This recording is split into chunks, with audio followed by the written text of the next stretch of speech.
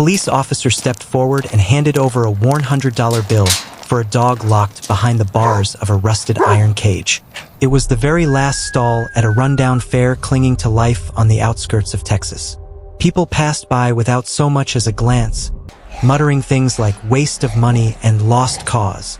Inside the cage crouched a German shepherd, skin stretched tight over bones, fur clumped with filth, eyes burning with something between rage and despair. The dog snarled at every soul that came close. Everyone except him. The man who owned the dog let out a low laugh, the sound thick with cruelty. $100, and he's yours, if he doesn't tear your arm off first. But the officer didn't see a monster. He saw something else. A spirit cracked in silence, trembling under the weight of pain. When he knelt at the cage, the dog didn't lunge or bark. It whimpered, a small, broken sound that cut deeper than any growl could. And in that sound lived a truth that no one else bothered to hear. This wasn't a savage animal. This was something shattered. What happened next was the kind of thing people tell themselves doesn't happen anymore. A moment that whispers about second chances, about wounds that can heal, and about the quiet kind of miracle only love can summon. The afternoon sun sagged low, bleeding into the Amarillo sky, painting the dirt roads in shades of copper and smoke. The fairground itself was a patchwork of decay, a maze of crooked tents and rotting stalls, wagon wheels sinking into soil dry enough to crack. The heat came in waves, shimmering across rusted metal, while the air hung heavy with the smell of sweat and burnt sugar. It was the kind of place where kids clung to their parents' hands and strangers looked too long at things best left alone. At the center of the noise and laughter stood the cage. The iron bars were welded crudely together, flaking rust, blackened where time had bitten deep. Inside hunched the shepherd, a big dog or what had once been one. His ribs jutted sharp through a dirty coat streaked with mud and scars. His left ear sagged in half, twisted by some old violence. On one hind leg, a scar ran white and hairless like a lightning strike. His muzzle was patched bald in places, and his eyes, bloodshot and burning, held the raw edge of something too wild for words. They called him Beast. Every time he lunged at the bars, snapping and snarling, the cage clanged like a bell. Kids screamed. Men laughed. A few drunken farmhands tossed coins toward the bars, jeering when the dog leapt. To them, he was nothing but a dangerous thing, good for fear, maybe for guarding a junkyard, but never more than that. And then there was Roy Haskins. Roy stood at the edge of the cage like some carnival barker from a crueler time. A thick man with a gut pressing against a filthy checkered shirt, his suspenders biting into his shoulders. His skin was leathered from too much sun and whiskey, his face split by a scar that dragged his sneer sideways. People in Amarillo knew Roy's type. He fought dogs for cash, sold the ones left broken to whoever would take them. $100, he hollered, lifting a calloused hand for quiet. That's all. 100 for a beast mean enough to rip any trespasser apart. Who wants him? The laughter rolled through the crowd. $100 for a mutt like that? It was a joke. Nobody would give 50 for a horse in its prime, let alone this wreck of an animal. But Roy didn't care. He liked the game. He liked the way the people stared, their disgust feeding his pride. And the dog, he made sure the dog felt every second of it. Then the mood shifted. Ethan Cole walked in. He was 35, lean but strong, the kind of strength you build chasing down men in back alleys instead of lifting weights for show. His short brown hair caught the dying sun like strands of copper. Gray eyes that didn't flinch. Not from storms, not from men, not from life. His uniform was faded, his badge worn smooth, but his back stayed straight. People knew Ethan. Knew he didn't bend for bribes or small-town gossip. He carried a shadow, though something unspoken. They said it had to do with a case gone wrong years back. A partner dead in a liquor store robbery. Ethan had been the one to find him. He never told the story. He never had to. The crowd pulled apart as Ethan came forward, his boots raising little puffs of dust. He stopped at the cage. For a long moment, nothing moved but the heat shimmering between man and dog. The growling slowed. The dog's ears twitched. And in those wild eyes, Ethan saw it. a plea no one else had noticed. How much? His voice was calm. Roy smirked. Didn't you hear, officer? 100. But I reckon you're smarter than that. Dog like this. He'll chew your arm off before you make it home. The crowd chuckled. Ethan didn't. He reached into his pocket, pulled out a thin leather wallet, and counted out the bills. Slow. Quiet. When the money hit the crate with a dull slap, the laughter died. I'll take him. Silence spread, broken only by the dog's ragged breath. A man in the crowd spat out a laugh. What's a lawman want with a devil like that? Training it for prisoners? Or just guarding your own guilty conscience? The jeers came sharper now. Ethan ignored them. His eyes never left the dog. I don't see a devil, he said. I see a life worth saving. The hush that followed felt almost holy. Heads shook. Murmurs rose. But in the cage, the shepherd pressed forward, his nose against the bars, his stare locked on the man who'd just called him something he hadn't been in years, worth saving. Roy shrugged, pocketed the bills, and spat. He's your problem now. The door groaned open. The dog stiffened, muscles wired tight, lips curling back from teeth. Ethan crouched low, his voice steady. Easy, boy. Easy. You're coming home. The crowd leaned in, hungry for blood. But none came. The dog hesitated, searching Ethan's face. And then, like a thread snapping, he stepped forward. The chain scraped the dirt. A ripple ran down his scarred body. And for the first time that day, the rage in his eyes broke. Just a little. Enough.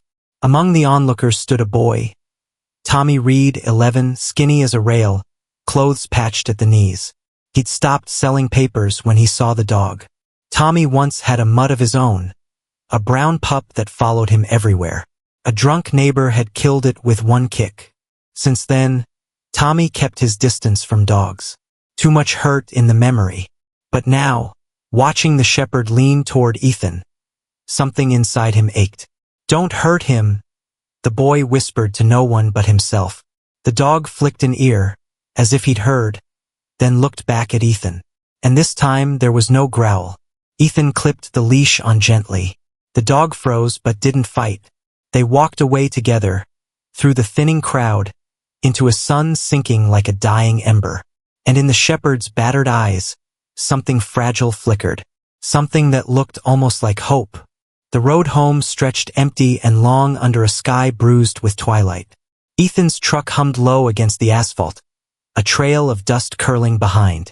In the crate at the back, the shepherd lay stiff, eyes gleaming through the bars. Ethan glanced back at a red light, met that haunted stare, and whispered, "Shadow," not because the dog was darkness, but because he would follow him now, quiet, constant, like a memory that refuses to fade. Night had fallen by the time they reached Ethan's house. A tired little place on the edge of town, paint peeling, porch sagging, the yard a patch of dry grass. To most, it was nothing. To Ethan, it was the last piece of peace he had left. He carried the crate inside. Shadow exploded against the bars, snarling, claws screeching metal. A storm in a cage. Ethan stayed steady. He set down water, a plate of food, and sank to the floor, speaking in a voice low and even. "You're safe now. No one's going to hurt you here." The growl rolled like thunder, then ebbed. Ethan didn't push, didn't shout. He just sat, telling stories into the quiet, about Amarillo, about the job, about Daniel Hayes, the partner he couldn't save. "People say time heals," he murmured to the floor. "But some wounds, they just don't close." Shadow stilled. His breathing slowed. The rage dulled to something smaller, something listening. Hours passed like whispers. The dog never touched the food, but his eyes stayed fixed on Ethan, as if weighing whether this man's voice could be trusted. Outside, a porch light flicked on next door. A door slammed. Then came a voice sharp enough to cut glass. Alice Monroe, 72, widow, 2 cats, and a spine straight as judgment. The kind of neighbor who never lost a fight. And she had just noticed the dog. Alice Monroe had always seen herself as a fortress in skirts, sharp-tongued and sharper-eyed. But even fortresses have cracks where old ghosts live. Thick glasses perched on her nose, long skirts swishing against her ankles, and that no-nonsense stride. She carried herself like a woman who'd wrestled life barehanded and won. But when she leaned over that weather-beaten fence under the thin glow of the porch light, her voice wasn't just sharp. It carried a tremor, the kind that comes from scars no one sees. "What in God's name have you dragged home this time, Ethan Cole? Sounds like you've got the devil himself in there." Ethan stepped out onto the porch, framed by a flickering bulb, his voice steady as stone. "It's just a dog, Alice. A dog." Her laugh cracked like a whip. "That's no dog. That's a damn menace. Tear you apart before the week's done." She clutched her shawl tighter, muttering like she could ward off bad luck with words. But behind her tone was something raw memory, the kind that doesn't fade no matter how many years stack on top. Her husband, Arthur, had brought home a stray once, pitbull all ribs and teeth. Then came the fireworks one summer night. Panic lit the dog's eyes, and Arthur ended up bleeding on the kitchen floor, stitches running like tracks up his arm. He carried the scar to his grave, and Alice carried the fear like an iron weight ever since. Ethan didn't flinch. "He's not a menace, Alice. He's hurt." She shook her head, eyes like two flints striking sparks. "Hurt things hurt people. Don't say I didn't warn you." Then she vanished behind her door, two cats trailing her like judgment in fur. Inside, the house hummed with quiet tension. Ethan sat cross-legged near the crate, his voice low, a steady thread of sound meant to weave trust out of air. Shadow lay there silent, eyes like storm clouds, head pressed to the cold steel bars. No growl now, just breathing. Rough, uneven, but calmer than before. The clock ticked past midnight, and Ethan's head leaned back against the wall, heavy with exhaustion. Shadow let out a sound. A sigh so long and shaky it felt like something inside him cracked open. It wasn't peace, not yet, but it was the first step on a road neither of them had walked in years. Morning spilled in like honey through the blinds, striping the wooden floor in gold. The neighborhood woke in its usual symphony. Sprinklers hissing, lawnmowers droning, a far-off bark threading the air. Inside, silence still held the room by the throat. Ethan moved through the kitchen like a man carrying glass. Quiet, deliberate. Eggs, toast, coffee. His eyes kept drifting to the crate. When the latch clicked, Shadow exploded out like a bullet loosed from its casing. Claws scrabbled against the floorboards. A lamp went down, a chair spun, and then he froze in a far corner, teeth flashing, chest heaving like a war drum. Ethan didn't chase, didn't curse.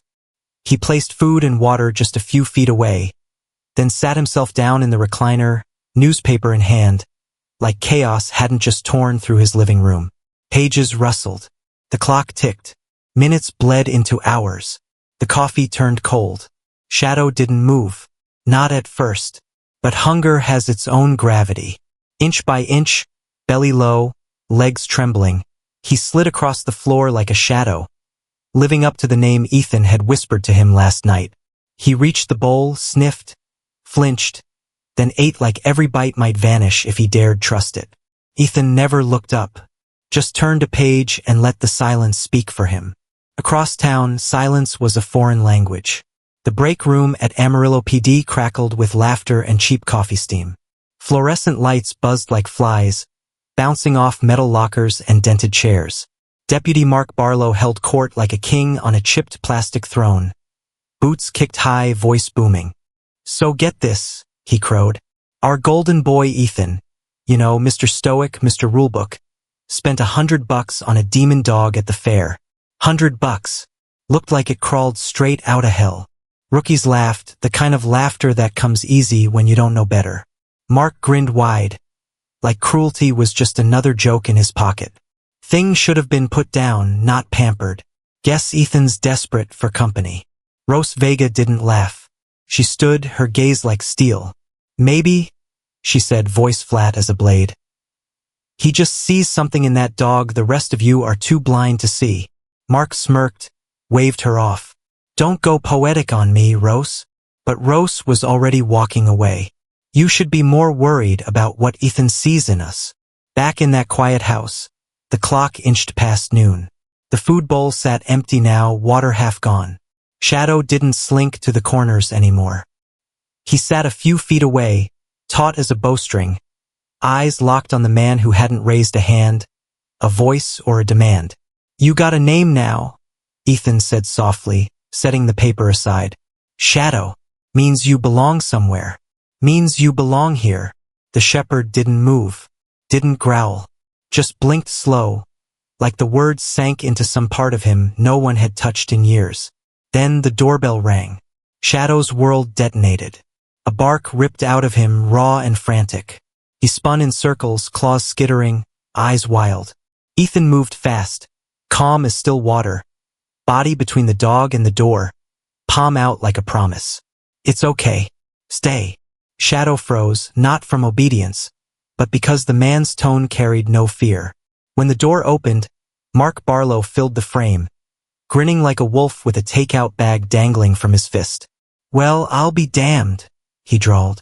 "Didn't think you'd last the weekend." Ethan's jaw stayed tight. "What do you want, Mark?" "Thought you might have burned your kitchen down trying to cook dog chow. Brought lunch. Maybe a muzzle too." Ethan didn't bite. "We're good." Mark glanced past him at the trembling dog, and his grin stretched cruel. "Thing let you sleep last night? Or still deciding whether to eat you first?" "He didn't attack me," Ethan said, calm as gospel. "Not yet." Mark dropped the bag on the counter and left with a laugh that smelled like gasoline. "Call me when you need animal control." The door shut, and silence returned like a wounded thing. Shadow stood rigid another minute, then backed into his corner and folded in on himself. Ethan sat on the floor this time, level with the storm in that dog's eyes. No words, no reaching, just two broken creatures sharing the same fragile air. The evening came with a storm clawing at the horizon. Clouds rolled in black and low, thunder crouching in their bellies. Wind raked through the fields, tossing dust like ash. Inside, shadows stretched long across the walls as lightning cracked open the sky. The first boom hit and Shadow shattered. His body jolted, breath ragged, claws scraping wood as he spun, lunged, crashed against the window like a thing fighting ghosts. Ethan dropped low, palms open, voice steady even as his heart stuttered. "You're okay. You're not back there. You're not in that cage." Shadow froze mid-lunge, every nerve screaming. Ethan stayed still, his words a thin rope over a black pit. "I'm not gonna hurt you. Not now. Not ever." Another flash tore the dark. Another boom split the night. Shadow's eyes flicked like wild fireflies. Then, slow as mercy, he turned. One step, then another. Head low, ears flat, fear in every line of him. Until finally, trembling, scarred, he pressed that battered muzzle into Ethan's open palm. And for the first time in a long time, something inside both of them let go. Shadow jolted at the touch, muscles tightening as if bracing for pain that never came. Instead, Ethan's hand stayed there, resting with a softness the dog had never known. No harsh grip, no sudden strike, just warmth. In that fragile moment, something gave way. Not everything, not yet, but enough for light to slip through a crack that had been sealed for far too long. Beyond the glow of the living room lamp, rain slid down in crooked silver lines, and near the edge of the yard, someone stood beneath its cold curtain. A boy in a red hoodie, rain clinging to his skinny frame, shoes soaked dark. His bike leaned against a tree, its rusted chain glistening in the storm. Tommy Reed, barely 11, all elbows and sharp bones under worn clothes, stared through the blur. His eyes were too old for his face, like someone who had learned disappointment early and often. He had come back out of nothing more than restless curiosity, thinking he might hear chaos spilling from the house. He expected barking, maybe shouting. Instead, he saw something he couldn't explain. The dog everyone swore was a devil now trembling like a child, and the man they called heartless murmuring words so soft the rain almost swallowed them whole. For a second, Tommy couldn't breathe. He blinked hard, wiping his sleeve across his eyes before anyone could call it tears. Then he turned and pedaled into the night, tires hissing through puddles. By the next afternoon, the storm had drained away, leaving the air washed clean and sharp with the scent of wet earth. Tommy showed up again, clutching a piece of wax paper in both hands, bread crusts and a sliver of cheese tucked inside. He didn't knock, just stood on the porch like someone standing on the edge of a secret. Before he could turn back, the door opened. Ethan's gaze fell on the boy, then the offering. Tommy swallowed. "For the dog," he said, voice barely above a whisper. "If he's hungry." Ethan's eyes softened in a way few had ever seen. He nodded once. "Thanks. He might like that." The boy left before Shadow even appeared, but he came back the next day. And the day after that. Each time with something small. A biscuit, an apple, whatever scraps he could spare. Shadow never came close, but he watched, head tilted, tail no longer glued tight to his belly. Something was shifting, slow and silent as a sunrise. For the boy, it was hope. For Ethan, it was the proof he needed. For Shadow, it was the faintest whisper that maybe not all hands were cruel. Morning broke golden and soft a few days later, the kind of light that paints the world like a promise. The dirt roads outside Amarillo still glistened with leftover rain, dust tamped down to dark clay. Ethan clipped the leash on Shadow, not out of distrust, but because the world hadn't yet earned theirs, and together they walked. Just man and dog on a gravel stretch bordered by brittle grass and fences gone red with rust. Shadow moved with a steadiness that once seemed impossible, his scars hidden beneath a coat beginning to shine again, his eyes alert but calm. Whispers followed them now. At the diner, in the gas station aisles, some curious, some sharp-edged. A few folks crossed the street when they saw the shepherd. Others just stared. Ethan didn't care. This wasn't about them. It was about the dog at his side who no longer cowered at every sound. They had just reached the bend where the gravel path spilled into a row of weathered shops when the quiet cracked. Glass shattered, sharp as a gunshot. A bottle exploded against a fence post inches from Ethan's shoulder. He spun. A man stumbled out from behind the liquor store, clothes stained, hood stretched over greasy hair, another bottle gripped in his fist. His voice was a snarl soaked in whiskey. "Filthy mutt. Should have been put down." He lurched forward, lifting the bottle again. Ethan's stance didn't shift. "Sir, drop it. Go home." But the man sneered, spit stringing between his teeth. "I seen what that thing is. Monsters like him don't change. People like you bringing him here." He stepped closer. That's when Shadow moved. A deep growl rolled out of him like distant thunder, his body flashing forward. Not toward the man's throat, not wild or reckless. He planted himself square in front of Ethan, muscles locked, hackles raised, eyes blazing with something ancient and unbreakable. The drunk froze, his swagger crumbling under that gaze. For a heartbeat, no one moved. Ethan's voice cut through the silence, low but firm. "Sit." The pause stretched, and then, like a hymn whispered into the wind, Shadow obeyed. Slow, deliberate, perfect. He sat, spine straight, waiting. The man cursed, tossed the bottle into a trash bin, and stumbled away, muttering to ghosts. Ethan didn't look after him. He looked at Shadow, calm and steady as if the storm inside him had learned its name. Around them, people had gathered, silent now, eyes wide, the town's judgment bending, reshaping. Among them stood Mark Callahan, boots planted, arms folded, that familiar granite face cracking just slightly as he stepped closer. He studied Shadow for a long time before speaking. "Used to think you were wasting your time," he said, voice gruff. A beat passed, then softer. "Maybe I was wrong." He turned, walked away without another word. But Ethan heard it, the shift. So did Shadow. As they headed home, the gravel crunching beneath their feet, a boy on a bike skidded to a stop beside them. Tommy, breathless, grin stretched wide. "Mr. Roar. That was awesome. Shadow's a hero." His laughter rang out like sunlight breaking cloud, and for the first time in longer than he could remember, Ethan felt something loosen in his chest. Evening crept in warm and dry, the air humming with the brittle whisper of leaves. Shadow dozed near the porch steps, Tommy sprawled nearby with a comic book, the kind of quiet that felt like belonging settling over the house. But peace has a way of breaking sharp. The scream tore through the night. High, cracked, desperate. Ethan was on his feet before the second cry came. Alice, 2 blocks down.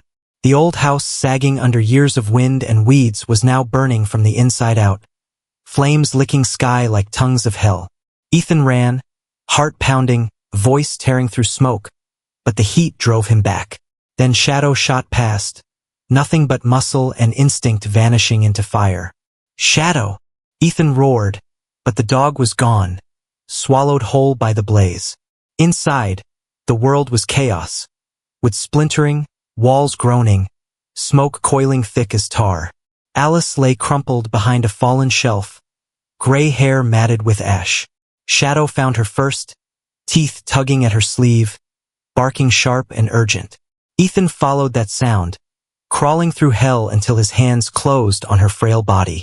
He dragged her up, staggering toward the door, but Shadow didn't follow. Not yet.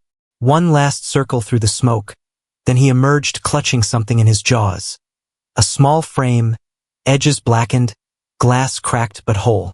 Alice and her husband smiling in black and white. They burst through the door together, man, woman, and dog. The neighbors gasped. Tommy's hands shook as his phone caught every second. Shadow limped out, fur singed, skin blistered, carrying that picture like it was holy. Ethan collapsed on the grass, cradling Alice as she blinked awake, her eyes landing on the soot-streaked shepherd hovering close.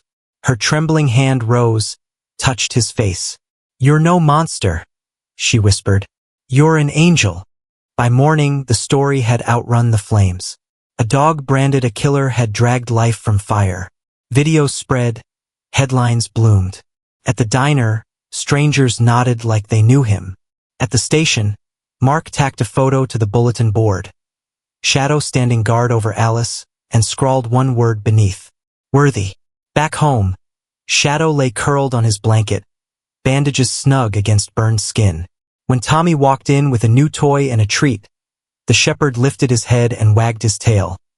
Not fast, not frantic, just steady. The town that once feared him now spoke his name like a prayer. And for the first time, Ethan believed what the boy had said. Shadow wasn't just a dog. He was the proof that some broken things aren't meant to stay broken. Sometimes they save you. Sometimes they save everyone. People who once crossed the street at the sight of Shadow now greeted Ethan with soft smiles and curious glances. Kids waved from their porches, and the waitress at Das Diner started leaving dog biscuits on the table without being asked. Even Deputy Mark, who had doubted from the very beginning, had begun nodding whenever their paths crossed. But peace has a way of testing you when you least expect it. That afternoon, the sky over Amarillo hung heavy, clouds rolling low like gray secrets waiting to spill. Ethan was sweeping the porch, the quiet broken only by the scrape of the broom. That's when Shadow lifted his head, a low growl rumbling deep in his chest. Steady, sharp, a sound Ethan hadn't heard since the day he brought him home. A black pickup rolled to a stop outside the gate. From it stepped a man built like a wall, broad shoulders under a worn leather jacket, jeans stained with oil, boots crunching the gravel with slow, deliberate steps. His face was all edges, jaw rough with stubble, and his eyes small, cold, locked on Shadow like a predator recognizing its prey. "Ethan Carter," the man barked, voice dripping with grit. Ethan straightened. "Yeah." The man tossed a thick envelope onto the steps. "Name's Roy Decker. That dog? Shadow? He's mine." Ethan froze for a beat. Behind him, Shadow was already on his feet, ears low, tail stiff, standing between Ethan and the stranger like a wall of muscle and memory. "You got the wrong dog," Ethan said, lowering a hand to rest on Shadow's back. Roy didn't flinch. He pulled a folded paper from the envelope and waved it. "Adoption papers. Microchip scans. Proof. That dog belongs to me, and I want him back." The documents looked official, but something was off. The dates didn't line up. The signature was barely a scribble. And more than that, Shadow didn't so much as twitch toward the man. If anything, his growl sank deeper, colder. You gave him up, Ethan said flatly. Left him starving in a rusted cage, covered in scars. You broke him. Roy smirked, lips curling like bad rope. Tough love. He was trained to guard my property. If he couldn't hack it, that ain't my fault. But now, thanks to your little internet circus, he's a hero. People love him. And I want what's mine. Ethan stepped forward, boards creaking under his boots. He's not yours anymore. Roy's nostrils flared.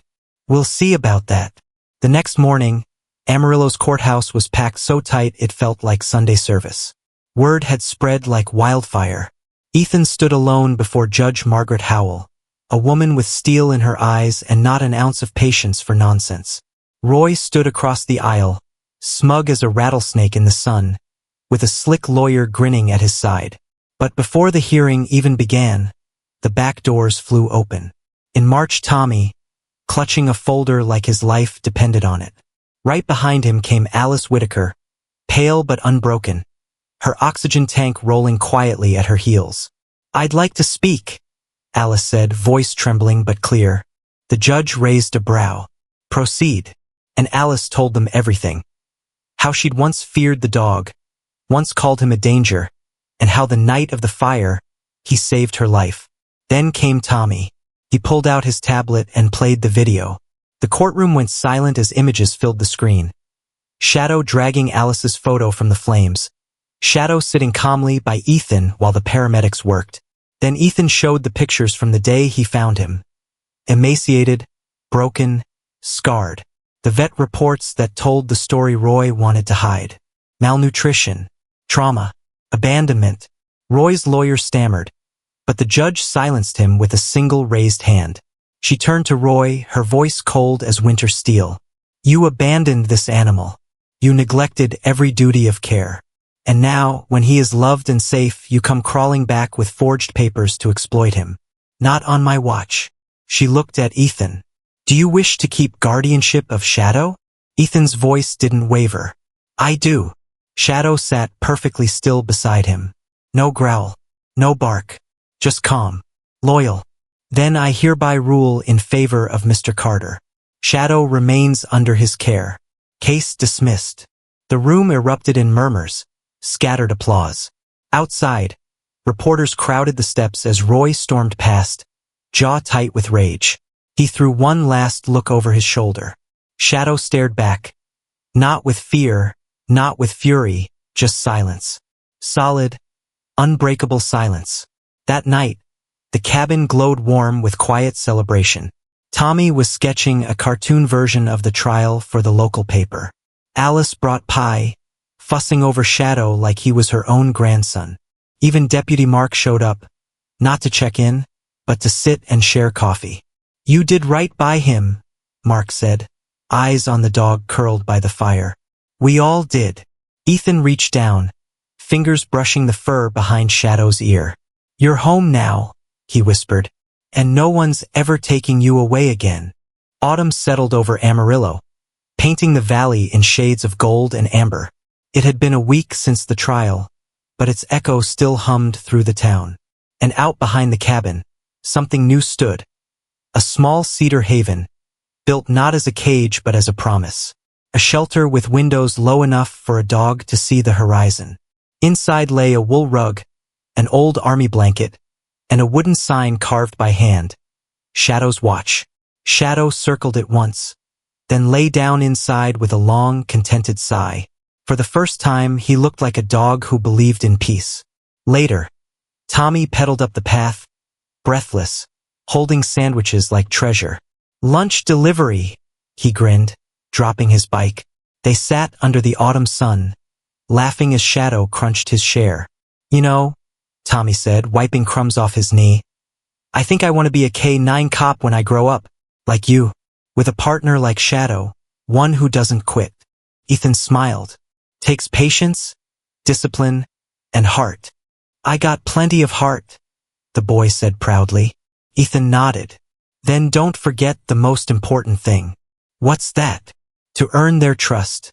That's something no badge can give you. The days slipped by. Alice visited with biscuits, calling Shadow the keeper of the valley. Ethan built fires in the hearth while the evenings turned violet over the ridges. And one night, as Shadow rested his head in Ethan's palm, warm and steady, Ethan whispered softly, "You're not a mistake. You're family." And in that silence, the bond spoke louder than words. Sometimes miracles don't arrive with trumpets or angels in the sky. Sometimes, they come on four legs, scarred but unbroken, waiting for someone to believe in them again. Shadow wasn't just a dog. He was proof that no soul is too far gone, that second chances exist, that love can bloom in the unlikeliest places. So if you're listening and feeling forgotten, remember this: your story isn't over. Your shadow may be just around the corner. All it takes is a little faith and an open heart.